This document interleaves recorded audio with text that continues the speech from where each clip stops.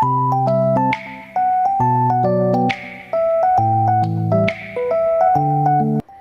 teman-teman, perkenalkan nama saya Melan Edirannya Refutu dengan NIM 2021-45002. Di sini saya akan mereview kembali materi agama yang telah saya pelajari selama semester ini. Kita akan bahas bab 1 yang pertama, yaitu tentang perspektif Kristiani mengenai hakikat dan tanggung jawab manusia. Manusia adalah ciptaan Tuhan yang paling sempurna. Manusia diciptakan Tuhan pada hari ke-6 atau hari terakhir penciptaan. Hakikat manusia menurut Alkitab dapat kita baca dalam kitab Kejadian pasal 1 ayat yang ke-26, yaitu, "Berfirmanlah Allah, baiklah kita menjadikan manusia menurut gambar dan rupa kita, supaya mereka berkuasa atas ikan-ikan di laut dan burung-burung di udara, dan atas ternak dan atas seluruh bumi, dan atas segala binatang melata yang merayap di bumi." Manusia diciptakan sebagai makhluk yang termulia. Manusia juga diciptakan segambar dan serupa dengan Allah. Manusia diciptakan dengan memiliki unsur badani dan rohani. Manusia diciptakan sepasang, yaitu sebagai perempuan dan sebagai laki-laki dengan derajat yang sama. Manusia diciptakan sebagai tuan yang berkuasa dan memerintah, tetapi sekaligus sebagai hamba yang bekerja dalam memenuhi kebutuhan hidupnya. Manusia diciptakan sebagai mandataris Allah. Manusia diciptakan dalam kebebasan dan keterbatasan. Manusia diciptakan sebagai makhluk individu dan sosial. Manusia adalah orang berdosa. Manusia adalah orang-orang yang telah diampuni. Manusia sebagai makhluk rasional dan berbudaya. Manusia sebagai makhluk etis. Manusia diciptakan dengan memiliki talenta. Jadi teman-teman, dalam pembahasan kali ini kita diingatkan bahwa kita adalah manusia yang diciptakan segambar dan serupa dengan Allah, bukan dalam arti serupa secara fisik, misalnya hidungnya manusia sama dengan hidungnya Allah, atau warna kulit manusia sama dengan warna kulit Allah. Tidak seperti itu teman-teman. Tetapi manusia diciptakan Tuhan untuk melakukan apa yang baik dalam pandangannya. Oleh sebab itu, Tuhan Allah menciptakan manusia segambar dan serupa dengan Allah. Tuhan Allah ingin memperlihatkan semua kebaikan dirinya di dalam diri manusia ciptaannya.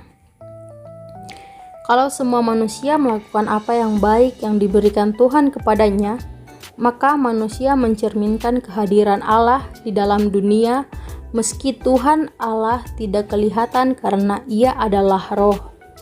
Tapi sifat-sifat Allah yang baik itu kelihatan pada diri manusia. Jadi manusia diciptakan segambar dan serupa dengan Allah. Apa itu tanggung jawab?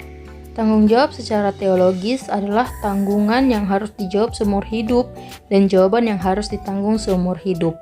Jawaban-jawaban yang akan terus tertanggung di pundak kita seumur hidup adalah bentuk ketaatan dan kesetiaan iman kita tanpa batas waktu.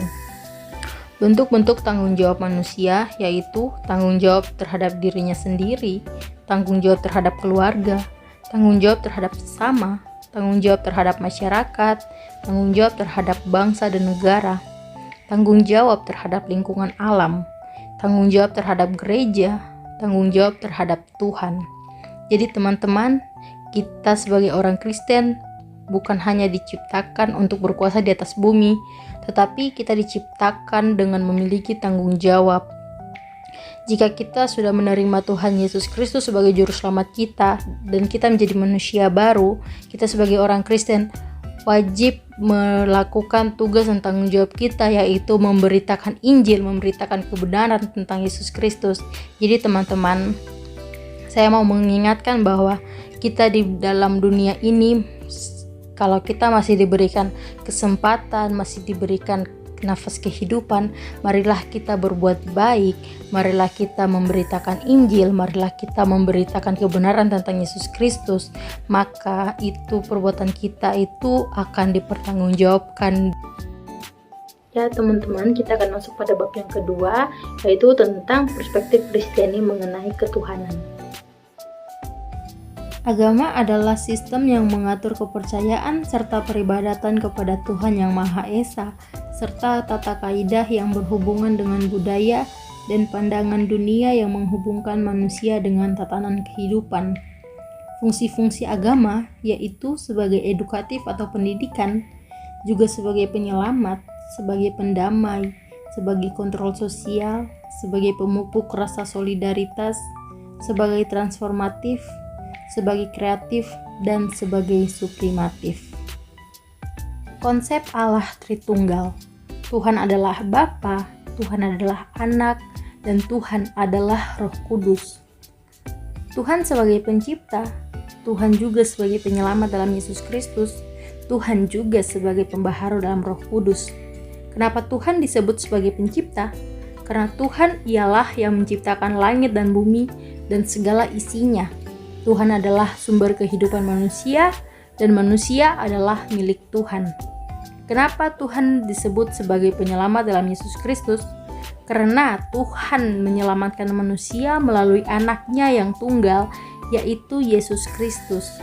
Yesus membuat atau melakukan perbuatan-perbuatan yang menyelamatkan manusia dari dosa dan maut. Kenapa Tuhan disebut sebagai pembaharu dalam Roh Kudus?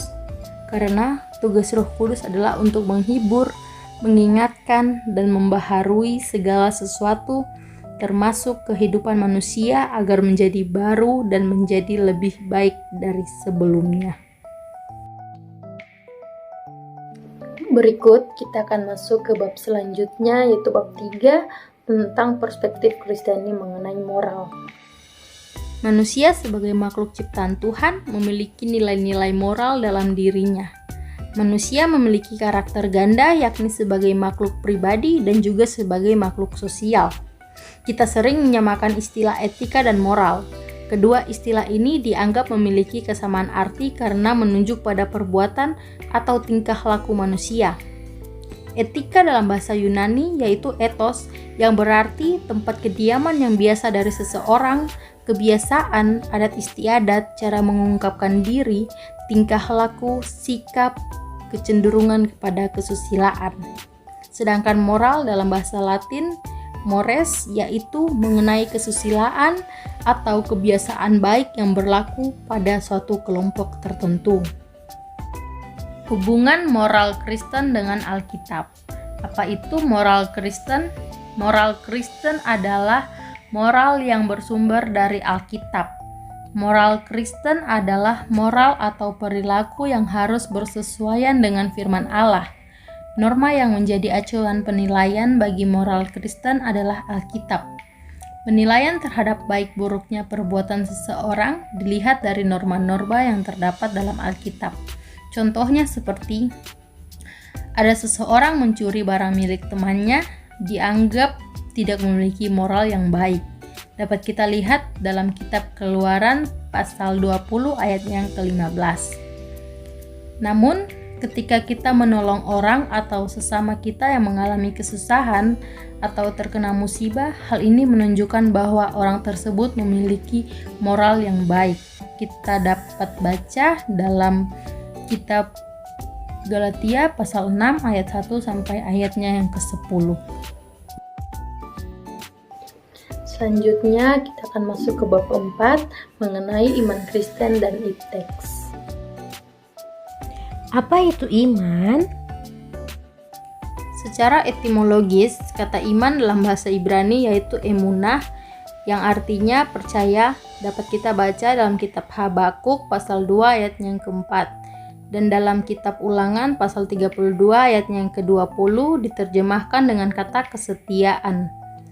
Padanan kata emunah dalam bahasa Yunani adalah kata pistis, artinya iman. Dapat kita baca dalam kitab Roma pasal 1 ayat yang ke-17 dan dalam kitab Galatia pasal 3 ayat 11 dan dalam kitab Ibrani pasal 10 ayatnya yang ke-38. Beberapa rumusan pengertian mengenai iman Kristen. Iman adalah sikap batin terhadap Allah. Iman adalah suatu keyakinan atau kepercayaan kepada Allah yang diakui sebagai penyelamat. Iman adalah penyerahan diri pribadi kepada Allah. Iman adalah hidup karena mengandung kepastian hidup. Iman adalah suatu kekuatan yang menguatkan manusia dalam perjuangan hidup. Iman adalah keberanian untuk hidup berdasarkan janji Tuhan. Pandangan iman Kristen terhadap iptek. Iman Kristen memandang iptek sebagai alat atau kelengkapan dari anugerah Allah. Melaluinya, manusia dapat mewujudkan panggilan untuk mengembangkan kehidupan yang manusiawi. Iptek adalah pemberian Tuhan. Iptek adalah karunia ilahi. Allah merupakan sumber dari segala ilmu pengetahuan. Ya teman-teman, itu paparan materi dari bab 4. Sekarang kita akan masuk ke bab yang kelima, yaitu perspektif Kristiani mengenai masyarakat majemuk yang berkeadaban. Apa itu masyarakat majemuk? Masyarakat majemuk yang berkeadaban adalah suatu masyarakat yang memiliki keberagaman latar belakang kehidupan yang berbeda atau multiple identitas, baik dari aspek suku bangsa, ras, agama, dan keyakinan manapun kulturalnya, di mana dalam hidup bersama setiap orang atau kelompok masyarakat saling menunjukkan akhlak kesopanan dan kehalusan budi berdasarkan norma-norma yang berlaku. Masyarakat majemuk menunjukkan dua hal. Yang pertama, masyarakat Indonesia adalah masyarakat yang majemuk atau plural, bukan homogen. Kemajemukan itu adalah anugerah Tuhan.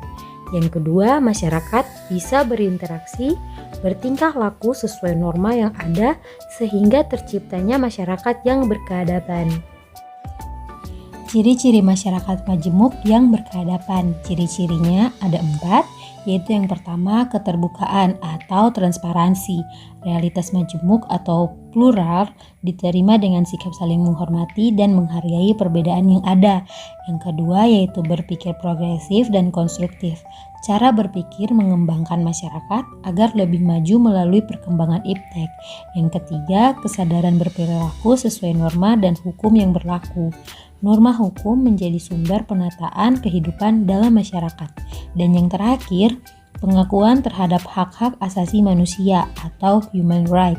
Hak yang dimiliki oleh seseorang sejak lahir itu pemberian Tuhan, tertuang dalam Deklarasi Kemerdekaan Amerika Serikat, Undang-Undang Dasar 1945 Pasal 27 Ayat 1, Pasal 28, Pasal 29 Ayat 2, Pasal 30 Ayat 1, dan Pasal 31 Ayat 1.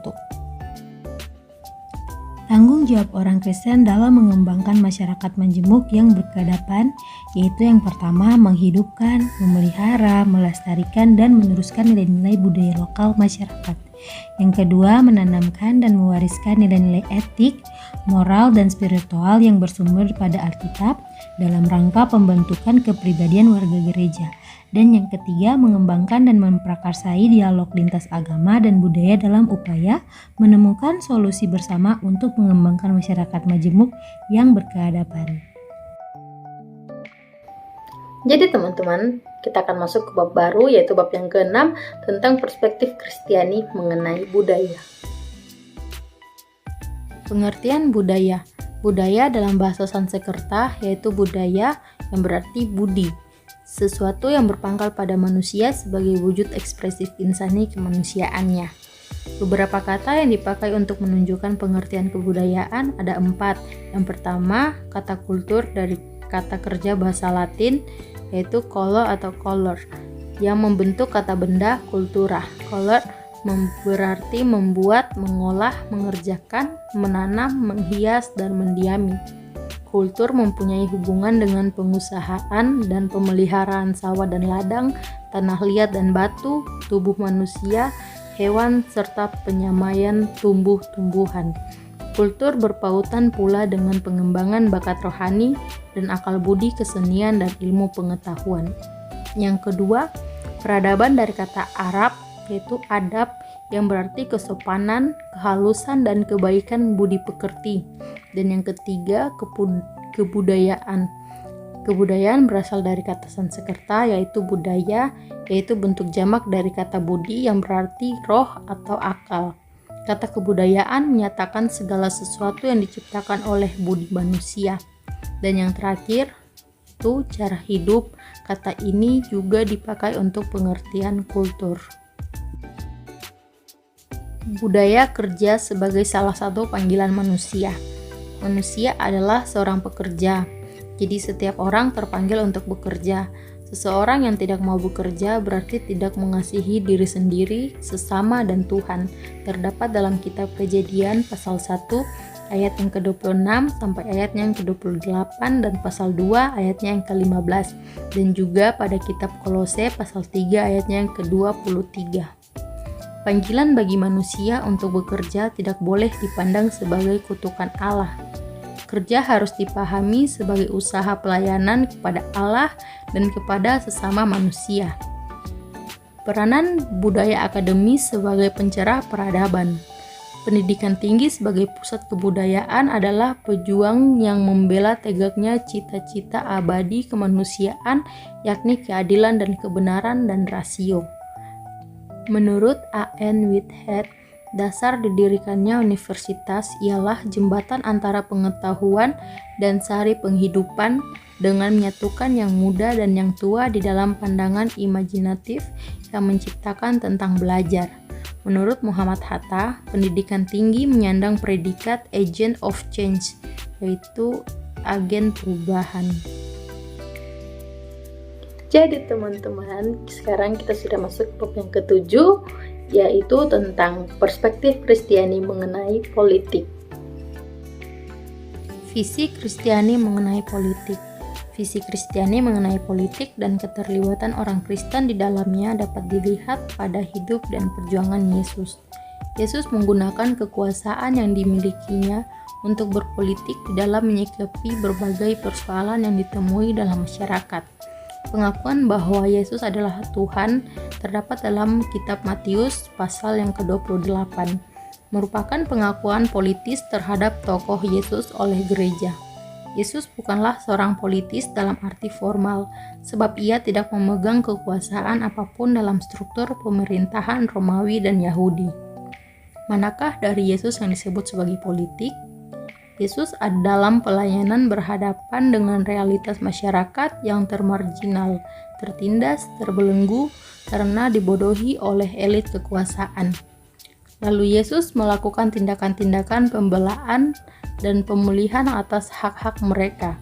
Tindakan inilah yang memiliki dampak sosial politik bagi masyarakat.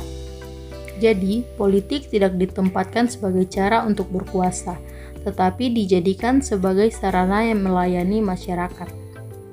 Visi dan ideologi politik Yesus diarahkan pada pembebasan kemanusiaan.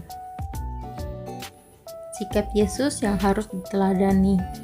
Yesus memiliki komitmen untuk membela kehidupan rakyat kecil agar tidak terjadi pemerkosaan hak-hak rakyat, pemutarbalikan kebenaran, eksploitasi terhadap rakyat kecil, dan proses-proses pemiskinan. Orang percaya harus belajar dari sikap Yesus. Kekuasaan yang dimiliki harusnya dipakai untuk memperjuangkan hak-hak rakyat, menegakkan keadilan dan kebenaran. Kekuasaan digunakan untuk membebaskan manusia dari segala bentuk penindasan, tekanan, ketakutan, ketidakberdayaan, kemiskinan, keterbelakangan, dan lain-lain. Nilai-nilai yang perlu diacu umat Kristen dalam melaksanakan tanggung jawab di bidang politik. Yang pertama yaitu kasih. Kita harus mengasihi Tuhan, sesama, diri sendiri, dan lingkungan alam. Dan yang berikut ada keadilan, kebenaran, kerendahan hati, ketulusan, kejujuran, kepeloporan, kebangsaan, kesamaan, kebebasan, kemerdekaan, kesetiaan, dan kesetiakawanan. Bentuk tanggung jawab umat Kristen. Umat Kristen terpanggil untuk mengembangkan tanggung jawab dalam kehidupan politik. Tanggung jawab mendorong terjadinya emansipasi politik masyarakat yang setara maknanya dengan pembebasan atau pemerdekaan. Dimaksudkan untuk membangun kesadaran masyarakat terhadap esensi politik sebagai usaha bersama untuk melakukan tindakan-tindakan pembebasan terhadap berbagai macam penderitaan yang dialami oleh masyarakat, berupaya untuk mendatangkan shalom Allah.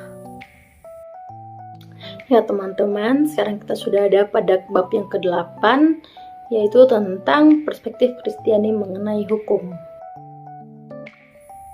Pengertian hukum.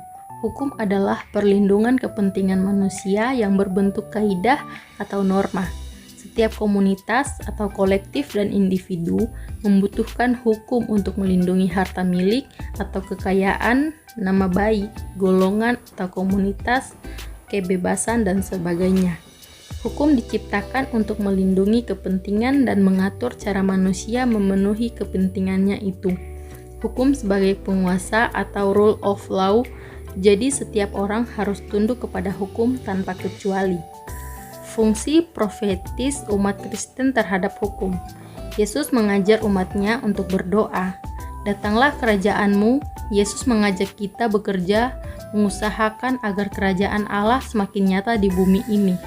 Berarti manusia turut bertanggung jawab untuk menciptakan produk hukum yang adil dan benar di bumi.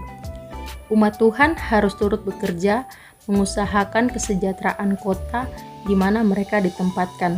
Terdapat dalam kitab Yeremia pasal 29 ayat yang keempat sampai ayatnya yang ke-7. Salah satu cara adalah berpartisipasi dalam mewujudkan hukum yang adil dan benar sesuai kehendak Tuhan. Pandangan iman Kristiani mengenai hukum. Tuhan adalah pusat dan sumber dari segala yang baik, terdapat dalam kitab Markus pasal 10 ayatnya yang ke-18. Tuhan adalah hakim terakhir yang memutuskan apa yang benar dan apa yang salah. Karena itu, tanggung jawab manusia adalah melakukan apa yang dikehendaki oleh Tuhan. Kehendak Tuhan dinyatakan dalam hukumnya, perintahnya, dan kaidahnya. Orang Kristen dimintakan untuk menaatinya melalui hidup yang tidak bertentangan dengan kehendaknya. Umat Kristen harus menjalankan apa yang tertulis di dalam hukum Tuhan, tidak dapat ditawar-tawar lagi karena ia bersifat konstan dan abadi. Ada 3 hal yang berhubungan dengan hukum Tuhan. Yang pertama, manusia berdosa dan dibaharui. Manusia membutuhkan hukum untuk membatasi kebebasannya. Yang kedua, hukum Taurat sebagai pedoman dan pengajaran. Dan yang ketiga, hukum kasih terdapat dalam kitab Matius pasal 22 ayat 37 sampai ayatnya yang ke-40. Wah teman-teman, ternyata sekarang kita sudah ada pada bab yang terakhir, yaitu bab yang ke-9 tentang perspektif Kristiani mengenai kerukunan hidup antar umat beragama. Pengertian kerukunan hidup. Situasi hidup bersama di mana di dalamnya tercipta kedamaian, ketentraman, kebahagiaan, ketenangan, ketertiban, tidak ada konflik atau pertentangan kepentingan antar warga masyarakat. Makna kerukunan hidup antar umat beragama yaitu kenyataan pluralitas yang kita miliki sebagai bangsa Indonesia merupakan keunikan dan kekayaan yang patut disyukuri. Hidup bersama dalam konteks masyarakat seperti ini membutuhkan toleransi, solidaritas, dialog, dan kerjasama yang dilandasi oleh keterbukaan, kejujuran, dan ketulusan hati. Nilai-nilai kehidupan yang perlu dikembangkan dalam membangun kerukunan hidup antar umat beragama. Yang pertama, mengembangkan sikap hormat menghormati dan bekerja sama antara pemeluk agama.